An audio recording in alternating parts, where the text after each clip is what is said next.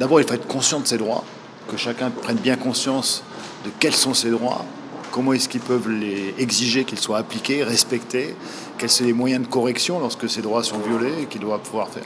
Lorsqu'il voit des violations des droits, qu'il s'indigne, parce que c'est inacceptable de voir les droits humains remis en cause. Donc voilà, il faut bien connaître tout ça pour pouvoir agir ensuite. Parce que dans la vie de tous les jours, droit des consommateurs, droit de l'environnement, tout simplement droit politique, d'aller voter ou d'être candidat, des choses comme ça, chacun a ses droits et peut exercer ses droits pleinement. Et les droits commencent dès la naissance. Ça commence dès la naissance, les hommes, les femmes, les enfants, tout le monde a ses droits et c'est important effectivement de les faire connaître. D'où un effort très important que l'on fait aujourd'hui de sensibilisation.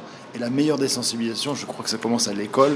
Donc c'est très important effectivement que les enfants eux-mêmes prennent conscience de cette importance et de cette valeur fondamentale des droits. Si on veut un monde qui fonctionne mieux, un monde où ce n'est pas les rapports de force qui dominent, mais que c'est les rapports dans le respect de la dignité de chacun, je crois que c'est important effectivement qu'on porte ces valeurs dès l'éducation, dès l'école, dès l'enfance. C'est comme ça qu'on va intégrer ces droits et qu'on pourra construire ensemble un avenir meilleur.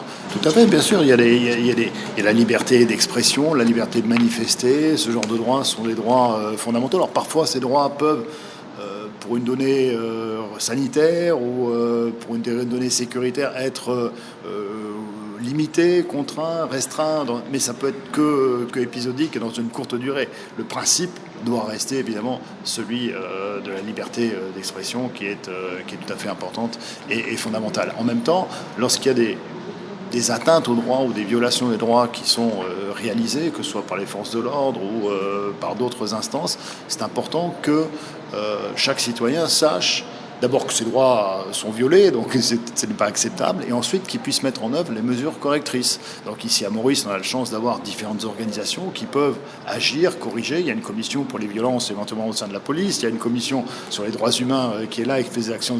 Il y a un ombudsperson pour les enfants qui existe aussi dans ce contexte. Donc il y a différents mécanismes qui existent, mais qu'il faut connaître.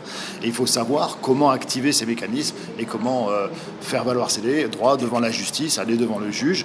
Il faut évidemment avoir des avocats qui vont aussi vous aider. Alors il y a des avocats qui travaillent pro bono, on les remercie d'ailleurs pour permettre l'accès à tous, pour les plus vulnérables puissent également faire valoir leurs droits et pas seulement les plus riches. Donc c'est important effectivement que tout ça se mette en place et qu'on soit avant tout conscient de ces droits et des moyens de les faire respecter. Toujours une limite à man droit, et même dans la constitution de Maurice, il dit ça, c'est-à-dire que nos droits s'arrêtent où les droits des autres commencent. Et par exemple, la liberté d'expression y existait, mais seulement nous avons fait attention qu'il ne pas enlever la diffamation, qu'il nous respectait aussi la vie des autres. Ça, c'est un exemple.